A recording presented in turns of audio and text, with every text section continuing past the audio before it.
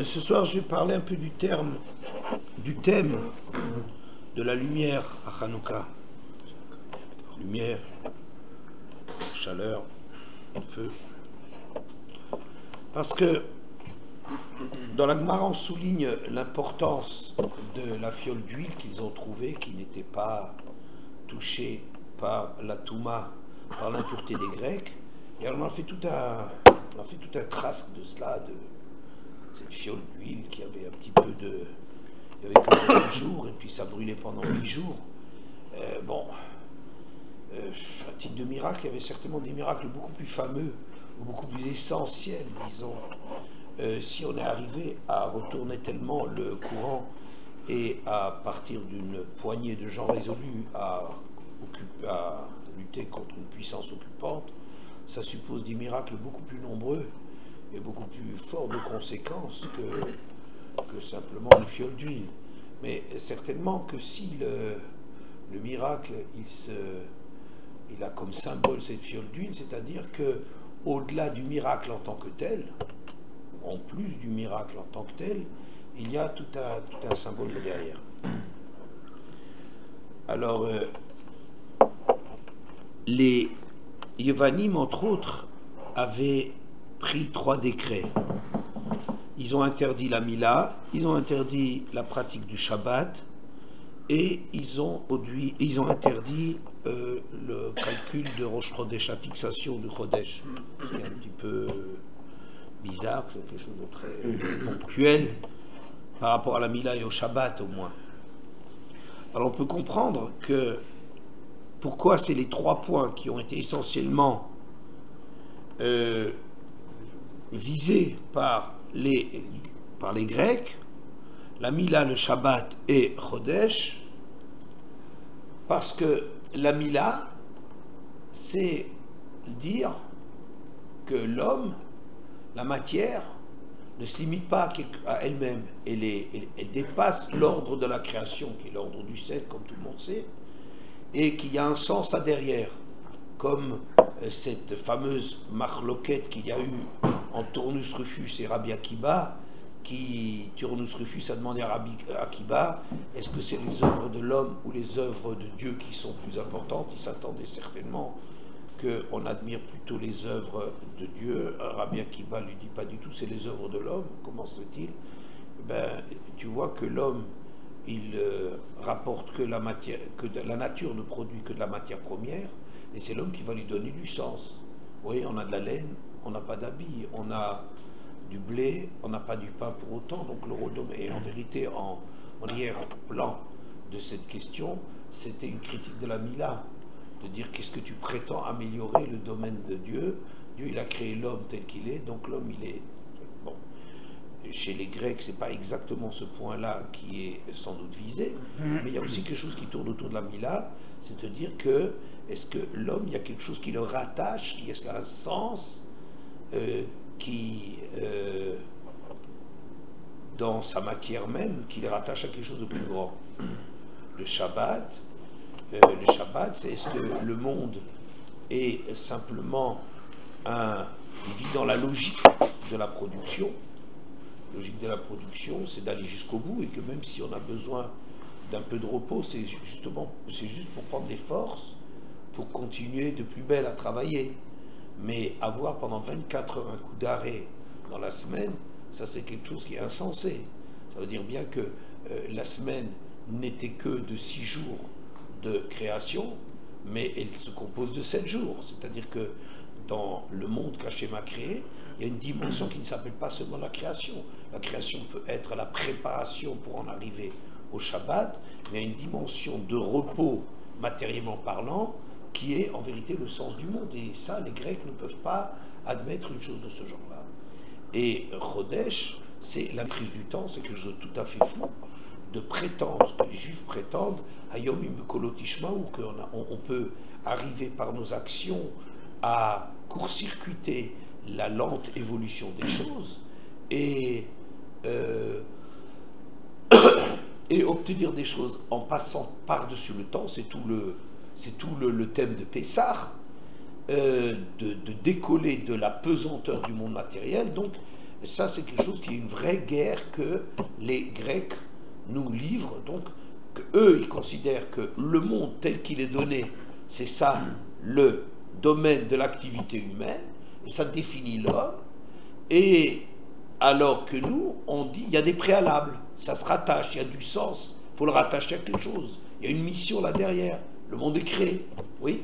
D'où une vision tout à fait différente, mais les Grecs ont très bien compris là où on refuse leur vision du monde, et c'est pour ça précisément que ça, c'est les 3 points essentiels dans lesquels ils ont œuvré pour nous neutraliser, n'est-ce pas? Bien. Le premier midrash de la paracha de Miketz, qu'on lit toujours à Hanouka, Vaï Miketz Shnataim Yamim, cette paracha on la lit toujours à Hanouka, il tombe toujours à Hanouka, Ketz Sam Lachosher. Hachem a mis des limites à l'obscurité. Zman Natan Leolam Kama Shanim Yaaseh Bafela. Hachem a fixé le temps que le monde devait passer dans l'obscurité. Au Maïtaam Ketz Sam Lachosher, c'est Kol Zman Sheyetzera Baolam, Ofel Vetsalmovet Baolam, que tout le temps où l'Yetzerara est dans le monde, on est sous le signe de l'obscurité et de la mort. Tirtiv, Even Ofel Vetsalmovet. C'est un commentaire d'un pasuk de Yov. Nekar Yetzerara Mina Olam, En Ofel Vetsalmovet Baolam, quand Yetzerara disparaît du monde, la mort et la matière inerte disparaissent du monde.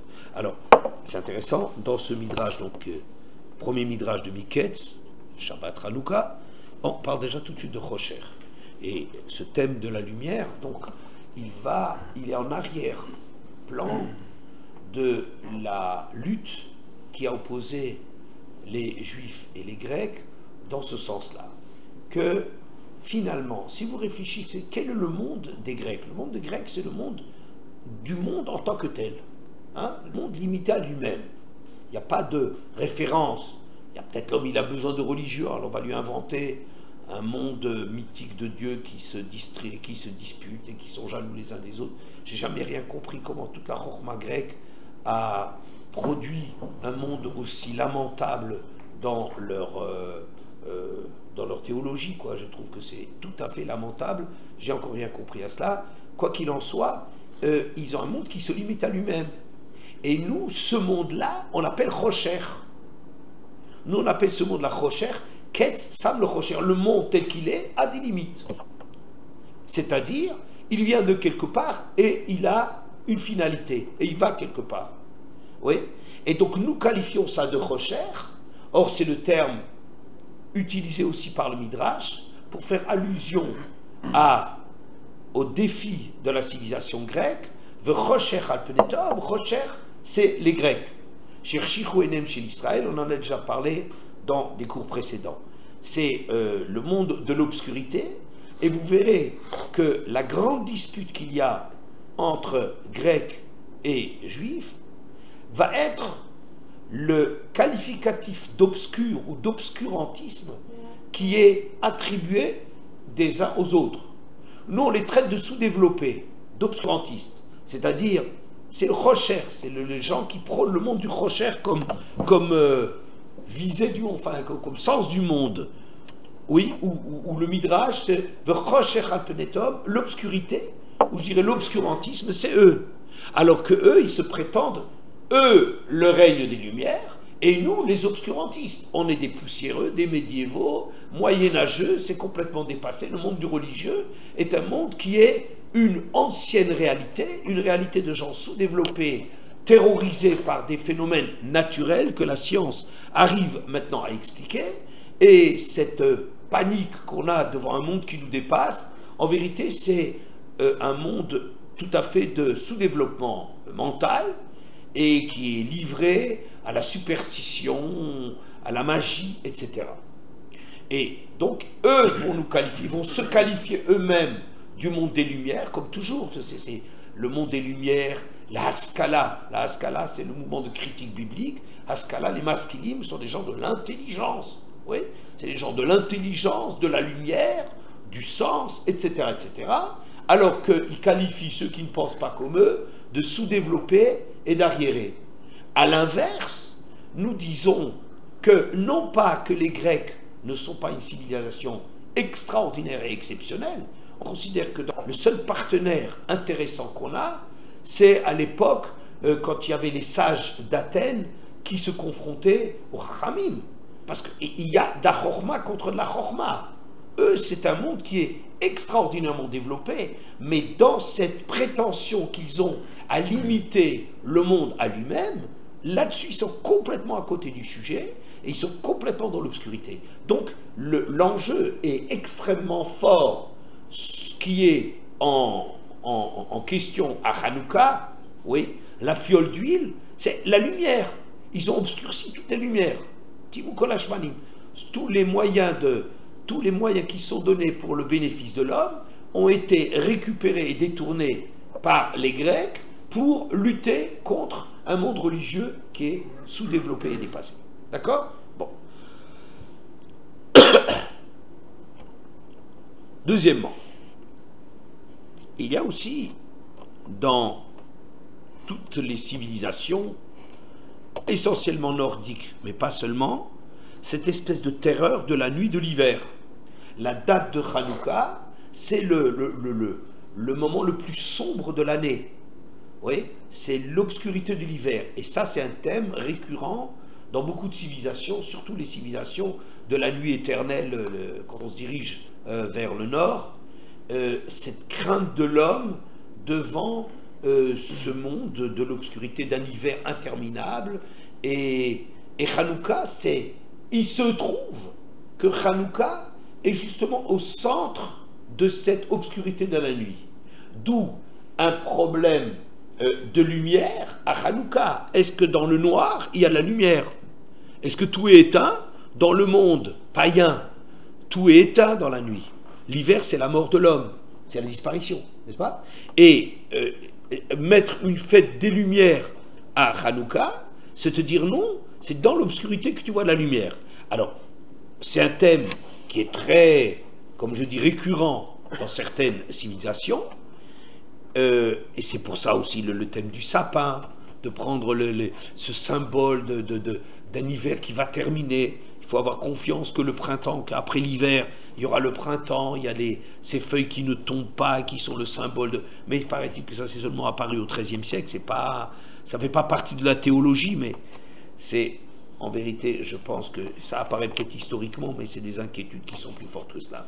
La Gemara dans Avodah Zarah d'Afret dit la chose suivante. Amar Afranan Barava, Kalenda Shmona Yamim Achar Tkufat, Saturna Shmona Yamim Mifle Tkufa. Les Grecs, les calendes grecs, ouais, renvoyés au calendrier grec, ça veut dire à la Saint-Glinglin, mais c'était une date qui existait.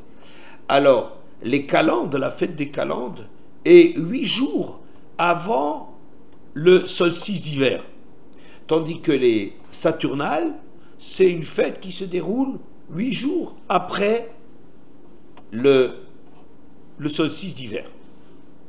Vesimaner, Achor va Kedem Tsartani, j'ai formé le monde, Achor après, donc les calendes après, et Kedem et avant, c'est les Saturnes.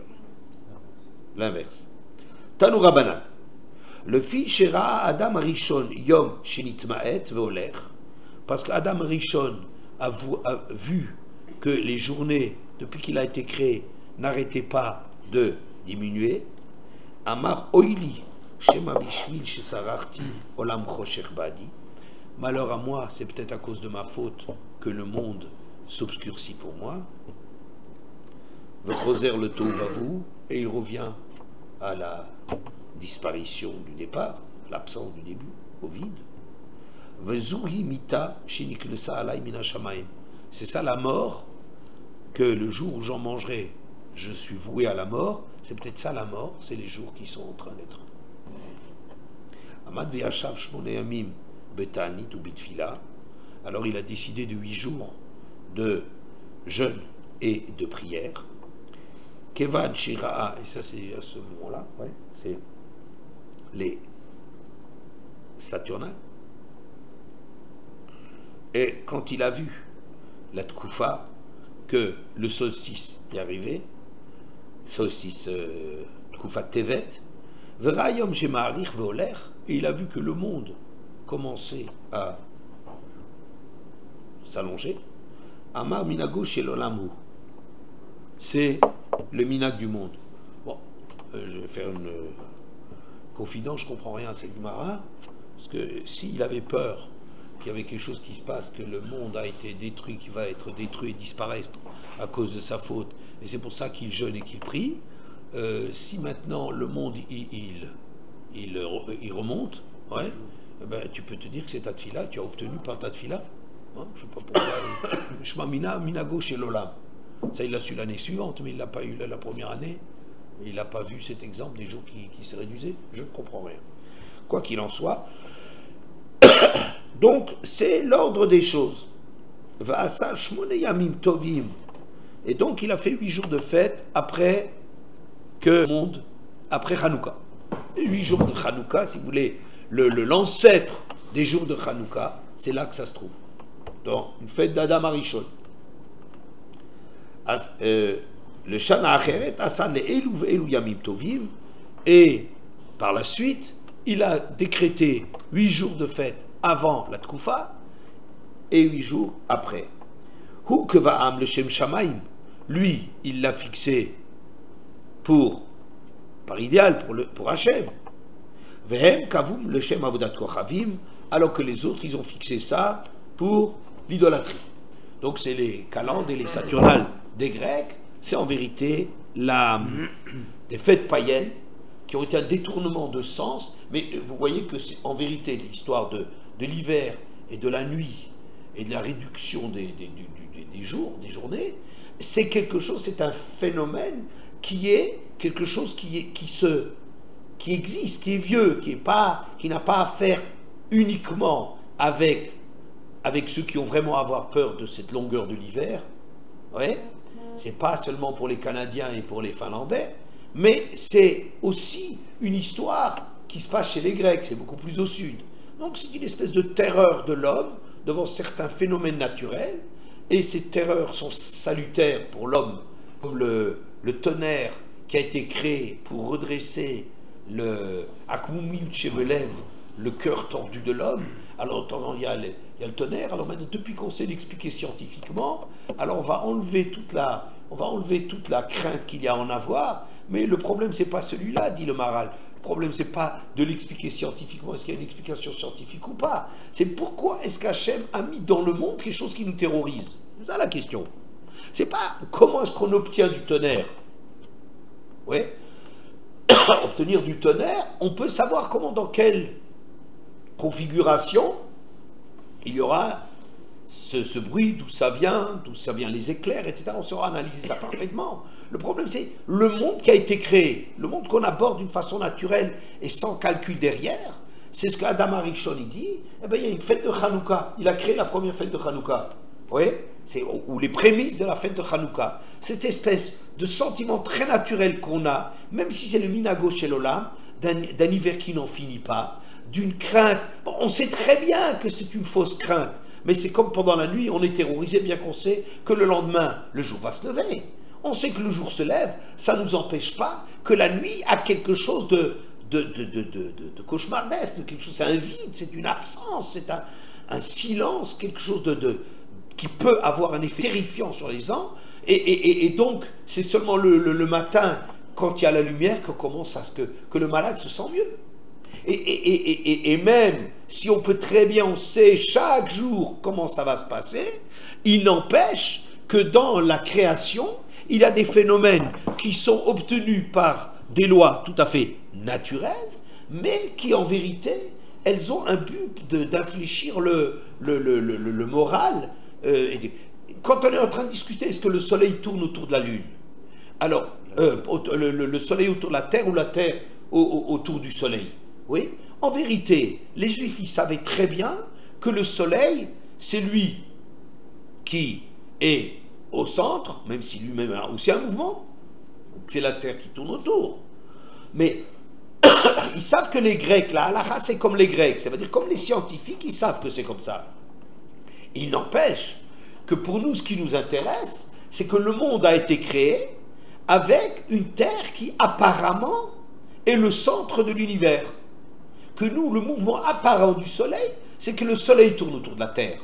Peu importe pour quelle raison, peut-être ça n'importe pas, c'est très intéressant, que le mouvement réel ne correspond pas au mouvement apparent, mais Hachem a mis en place un certain monde, mais l'important c'est quel est le monde dont on nous fait part, quel est le message de ce monde, c'est que le monde, Bishvil Israël, Nivra Olam, Bishvil la Torah, Nivra Israël. Le monde n'a pas été créé pour la science, pour l'analyser scientifiquement, le monde il est là pour l'homme. C'est l'homme qui est le centre des préoccupations d'Hachem.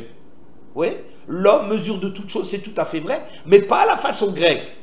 Parce que le grec, le jour où il découvre que la terre tourne autour du soleil, il est désemparé. Mais lui, c'est déjà un hérétique. Mais les chrétiens, vous avez vu, ils ont une difficulté absolument terrible à franchir. Ils n'arrivent ils croient que la réalité scientifique doit nécessairement correspondre à l'impact visuel des choses. Donc, en vérité, peu importe que le tonnerre ou la nuit ou le soleil qui tourne autour de la Terre, qu'est-ce qui est la vérité de la chose? La vérité du phénomène n'a aucune espèce d'importance à un certain niveau au moins.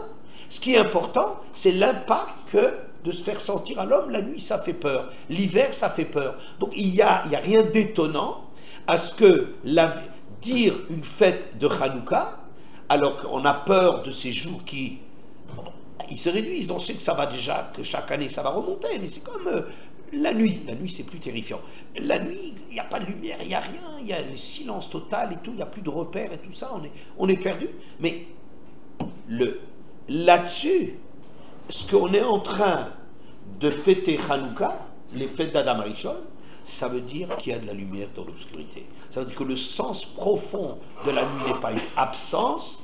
Ketz Sam le Rocher, ça change tout le regard qu'on a sur le monde si on sait que le monde n'a qu'un temps. Comme Ketz Sam le Yosef, Kamazman Yaseh Bevet Asurim, c'est le prochain midrash. Ketz Sam le Rocher, acheter combien de temps Yosef devait être en prison. Et donc, Vaï Miket Shnatayim Abim, pas en Cholem. Et au bout de cette période, de cette limite de l'obscurité, de l'absence de Yosef du devant de l'histoire, de la scène, quand le moment est fixé, hop, au bout de 2 ans, c'est ça le Ketz, Miketz, ouais, Miketz de l'obscurité, ça y est, il va apparaître à la lumière. Et ça change tout. Yosef est capable de rester en prison, il est capable, ce que j'ai dit l'autre jour, d'être dans le bord, d'être dans un endroit vide, et pas dans un beher, d'être un borek et imaïm.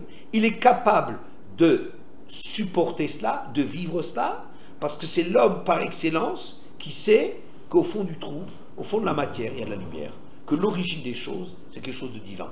Donc cette fête de Hanouka, en vérité, elle a beaucoup à faire avec le personnage de Yosef, elle a à faire d'Afka avec la nuit, et évidemment avec la paracha de Miketz.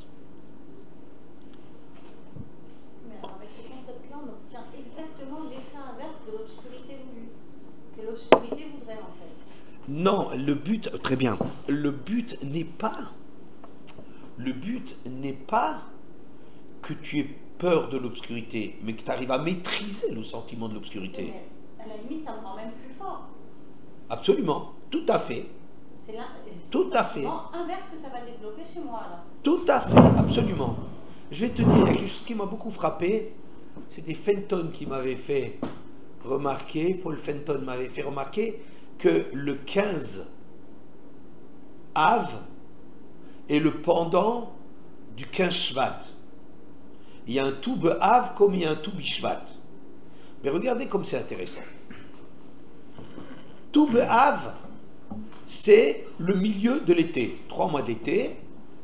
Tammuz, Av, Elul, c'est les 3 mois d'été. Le 15, c'est le milieu. Qu'est-ce qui se passe le 15 Av? Je vais vous dire. C'est un grand jour de fête. Il a Gemara dans Tanit. Une des raisons, c'est parce qu'on a fini une mitzvah de préparer le bois pour faire brûler les corbanotes sur le misbéach. Et pourquoi on a fini de stocker le bois, les chenets, geziré et tzim, les deux branches qui servaient à faire brûler le corban, pourquoi on a fini de les stocker? Parce que il commence à être vermoulu. Le bois, il est impropre. Il commence à être attaqué. Regardez ça. Le mouvement apparent, c'est l'apogée de l'été. Le mouvement souterrain, ça commence à être attaqué. Oui. L'hiver, c'est l'inverse. Tout Bishvat, c'est juste la démarche contraire. C'est le milieu de l'hiver. Oui. Tevet, Shvat, Adar, les 3 mois de l'hiver. Tout Bishvat, c'est le milieu de l'hiver. La période la plus sombre, on pourrait dire. Et tout Bishvat, c'est la fête, le nouvel an des arbres. Pourquoi? La sève commence à monter. L'essentiel des pluies sont tombées. La sève, la vie, elle vient. Sous la mort extérieure surgit la vie. Sous la vie extérieure, il y a la mort. Donc ça veut dire que le phénomène binaire est un mode de compréhension très élémentaire, simple et facile pour comprendre le monde, mais il n'explique pas les choses en profondeur. C'est très superficiel. L'été, c'est la vie, l'hiver, c'est la mort. Eh bien, ou l'inverse. Ou l'inverse. Donc, ce que tu dis, le monde, il est créé avec une apparence de, mais il ne se limite pas à cela. Il y a un travail souterrain qui échappe au regard et qui est quelque chose de tout à fait essentiel. D'accord? Bon. Alors, c'est ça le travail que nous, on doit faire. Que donc, tout Bishvat, c'est le début de la vie. D'accord? Bien. Un troisième point. Dans Anerot Halalou, qu'on chante au moment de l'allumage, V'chol shmonat yemei Chanukah, et Anerot Halalou Kodeshem, ve'ein lanu reshut להשתמש בהם, אלא לראותם בלבד, כדי להודות לשמך, על ניסיך ועל ישועתך ועל נפלאותיך. Et tous les 8 jours de Hanouka, ces Nerot sont Kodesh, sont consacrés. Et nous n'avons pas le droit de les utiliser. Elle a l'irotam bilvad, uniquement les regarder, que dès le Hodot, afin de louer ton nom pour tes miracles, tes délivrances et tes prodiges. Un texte assez curieux. Pourquoi? Parce que d'abord, pourquoi est-ce que il y a comme ça une telle halakha, une telle kpeida, que, disons que le texte est, que les Chachamim sont particulièrement soucieux de ne pas utiliser les bougies de Hanouka. Il faudrait mettre un chamash ou qu'il y ait une lumière qui brûle à part ça pour ne pas les utiliser. Qu'est-ce que c'est? Qu'est-ce que tellement ils sont plus Kodesh que les lumières de Shabbat, qu'à la limite on pourrait utiliser pour éclairer, sauf qu'on a peur qu'on commence sans se rendre compte, à pencher la veilleuse pour qu'il y ait l'huile qui prenne mieux sur la mèche. Mais fondamentalement, on aurait le droit d'utiliser. C'est d'ailleurs ça, oui, c'est le Shabbat, c'est pour éclairer. Alors ils sont Kodesh. Et alors on continue. Veille la lourochout l'ishtamesh baem. Eh bien oui, évidemment, c'est ça, ça veut dire qu'ils sont Kodesh. S'ils sont consacrés simplement au miracle, c'est en trop de dire qu'on n'a pas le droit de l'utiliser. Dès lors que tu me dis que c'est du Kodesh, ouais, mais je sais que je n'ai pas le droit de les utiliser. C'est ça, la définition de Kodesh. Et on n'a pas le droit d'en avoir un usage troll. C'est Kodesh. Et là, l'irotam bilvad, c'est aussi en trop. Rien que de les regarder. Ça besoin de... Oui, évidemment, c'est la seule chose qui te reste. Quoi? On est en train de nous faire un cours de Shulchan Aruch ou de Korban Meila. Est-ce que la Meila, ça veut dire utiliser du Kodesh? Quand est-ce qu'on a transgressé l'issour d'utiliser du Kodesh? Est-ce que c'est ça le problème? Oui, tu peux regarder quelque chose. Un animal qui est consacré au Beth Amikdash, tu as le droit de le regarder. On a besoin de te le dire. C'est un animal qui est consacré au Bétamigdash, tu n'as pas le droit de l'utiliser. Ben oui, c'est ça, ça veut dire qu'il est consacré au Bétamigdash, c'est la définition même. On n'est pas en train de nous donner le Shulchan Aruch, la chose. Seulement de le voir. Et encore plus curieux, le voir que dès le Hotot ou la laine. Oui, bon, non, j'ai une version, mais c'est à peu près la même chose. Les Jivra Gadol, les Herbal, c'est à peu près la même chose des Ashkenazim, que pour glorifier le nom d'Hachem, pour louer le nom d'Hachem. Qu'est-ce que ça a à faire avec le fait tu les regardes pour glorifier le nom d'Hachem? Quoi, tu les touches pas pour glorifier le nom d'Hachem? Oui, c'est quelque chose d'un petit peu. Un peu bizarre. Le Midrash, Shocher Tov, sur le Mizmor Shir de Yom HaShabbat, il nous apporte la précision suivante. Adam Arishon a eu 36 jours de lumière quand il a été créé. Il y a eu du vendredi et tout le Shabbat. La nuit ne s'est pas couchée. Ce n'est pas marqué à la fin du vendredi Vayerev Vayivoker. Ça c'est vrai pour tous les jours. Mais ce n'était pas marqué que Vayerev Vayivoker. Donc il est rentré du Erev Shabbat dans Shabbat. Je ne sais pas à quoi ça lui servait d'allumer des bougies. Je ne sais pas ce qu'il a fait pour manifester Shabbat. Quoi qu'il en soit, disons, il rentrait dans Shabbat directement. À la fin de Shabbat, il y a la nuit qui tombe. Donc, terreur de notre Gaulois. Ouais, il a une terreur, notre Gaulois, de l'hiver qui disparaît, et il a une terreur de la nuit, et la même terreur à peu près.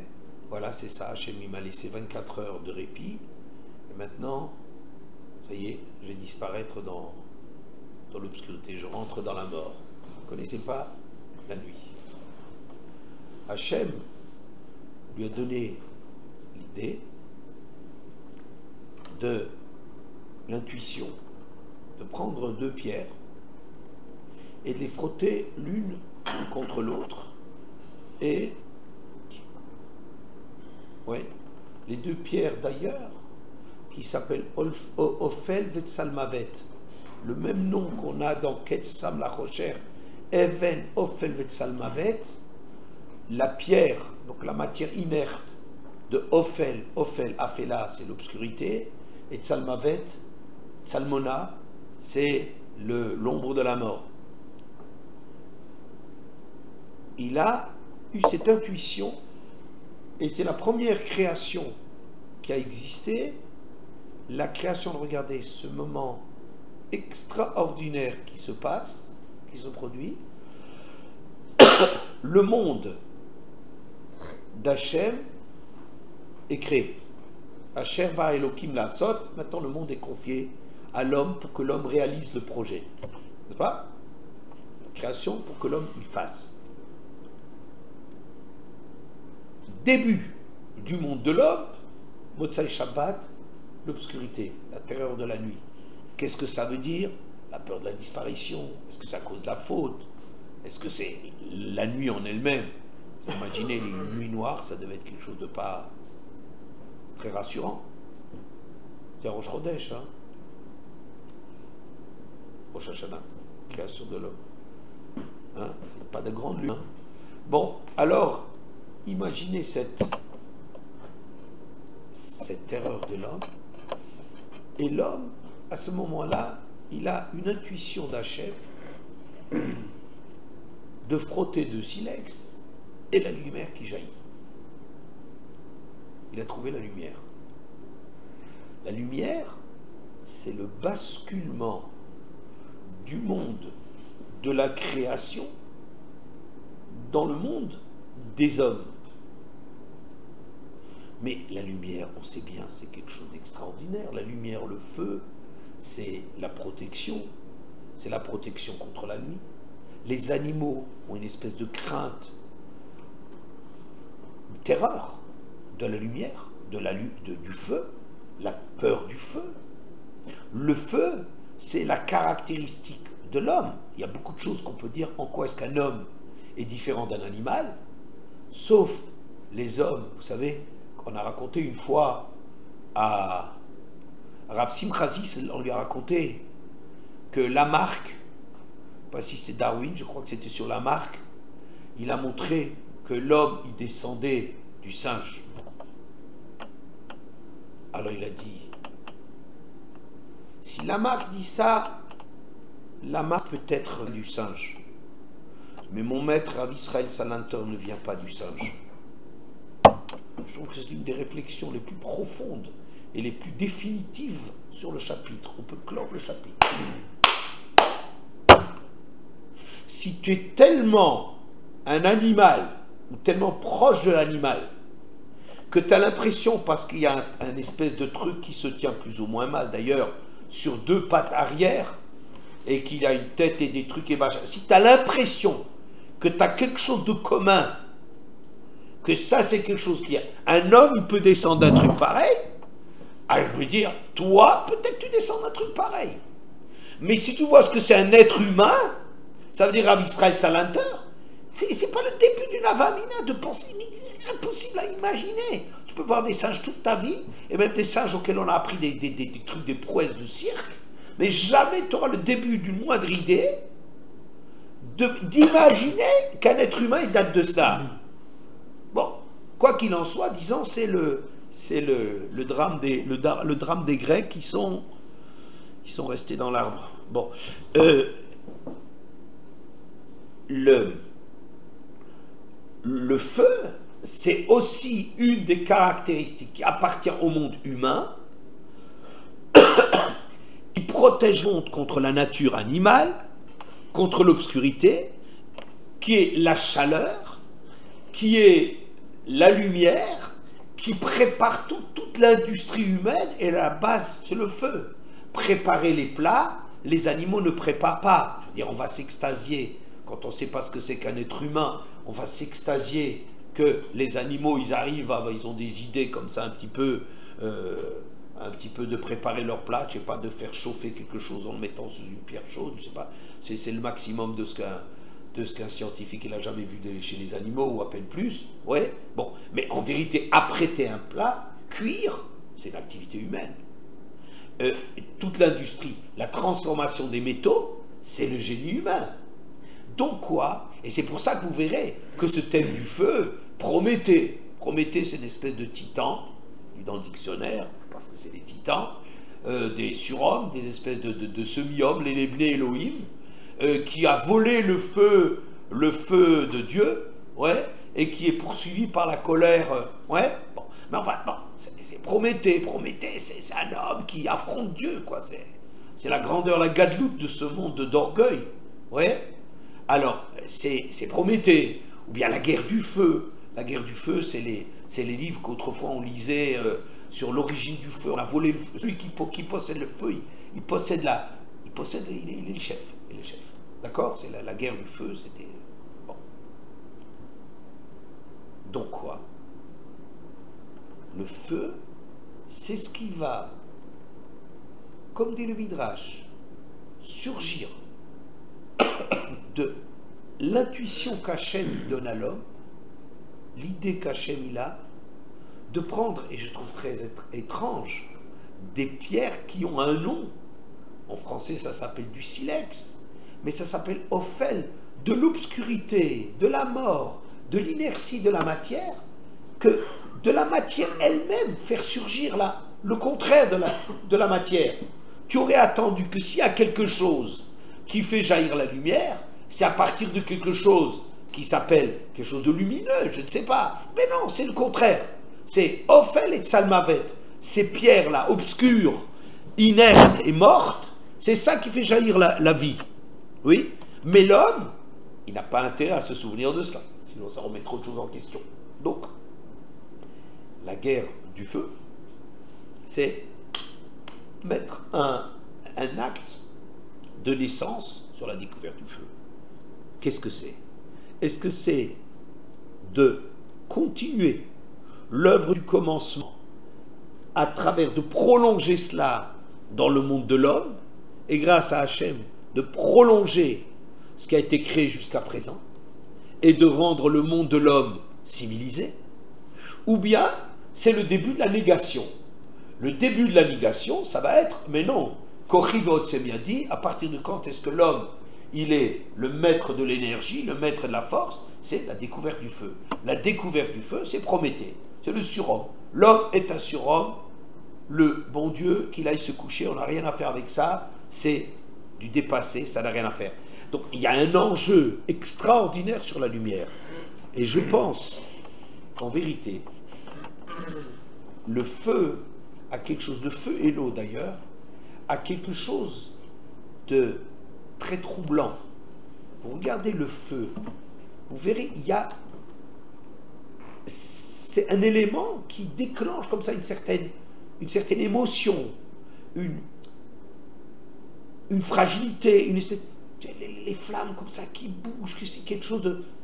L'eau, c'est autrement, il faudrait faire aussi la psychanalyse de l'eau, mais la psychanalyse du feu, j'ai pas lu c'est Bachelard a écrit quelque chose qui s'appelle la psychanalyse du feu, j'ai pas dû lire plus que 3 lignes, mais c'est le sentiment que déclenche chez nous, vous regardez le feu comme ça, un feu de cheminée comme ça, il y a quelque chose de...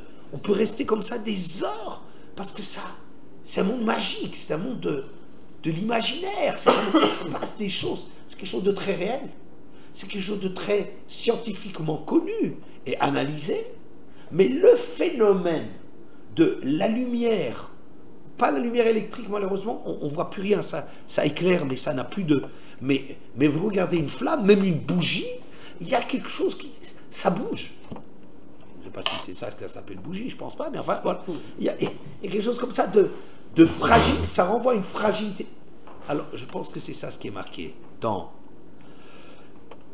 Hanerot Halalu. Hanerot Halalu, à quoi ça sert? À faire la guerre du feu.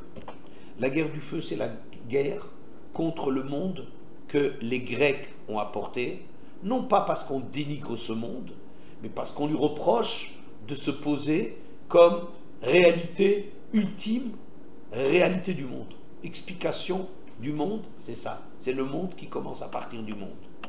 Alors on dit, à Nerot Halalu, à Hanouka, ces bougies, Kodeshem, elles sont Kodesh. Elles sont Kodesh. Ils sont réservés. À quoi ils sont réservés? Pourquoi ils sont réservés? Justement parce que on ne veut pas rentrer dans le monde, on veut faire la guerre aux Grecs qui tout de suite, ces lumières, on a enlevé toute dimension de ces lumières pour en faire l'Ishtamesh Bahem, le côté utile, la technologie, la supériorité de l'homme, c'est le feu. Et nous, c'est contre cela qu'on veut. Pourquoi est-ce que ces lumières ont été confisquées? Pourquoi ces lumières sont confisquées? Parce que qu'est-ce qu'on veut de ces lumières? N'en fais pas de la lumière grecque, c'est ça notre dispute sur les Grecs. C'est pas sur le feu qui sert, etc. On se sert du feu de la même façon que les Grecs. Mais ce que nous on veut, l'irotab, il faut les voir. C'est pas une halakha, quelque chose de kodesh, tu as le droit de le voir. C'est qu'il y a un usage. C'est pas, il faut allumer les bougies de Hanouka et se sauver. Maintenant, regarde un peu ce que ça veut dire, cette fragilité.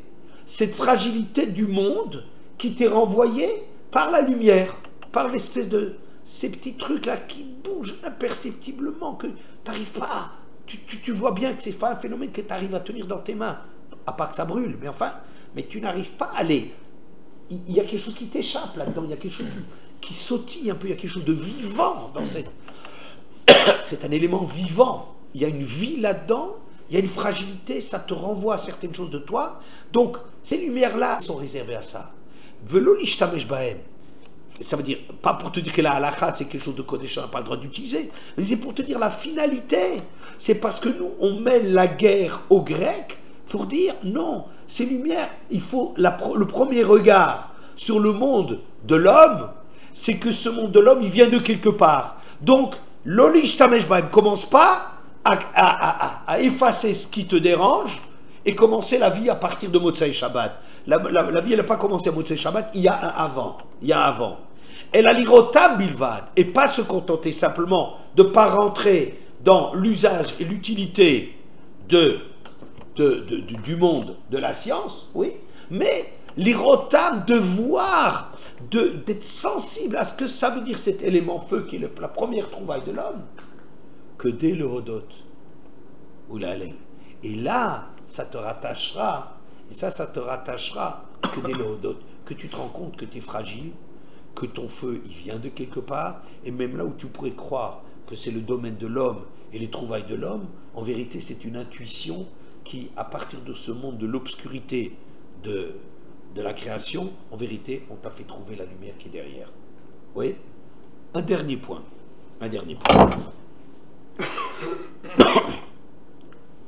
Motsai Shabbat et la Havdalah sur du feu. Pourquoi sur du feu? À cause de ce que je viens de vous dire. Parce que le feu a été découvert Motsai Shabbat. C'est pour ça que quand on fait à une fête du calendrier qui ne tombe pas Motsai Shabbat, il n'y a pas Boré Moréaïch. Il n'y a pas cela.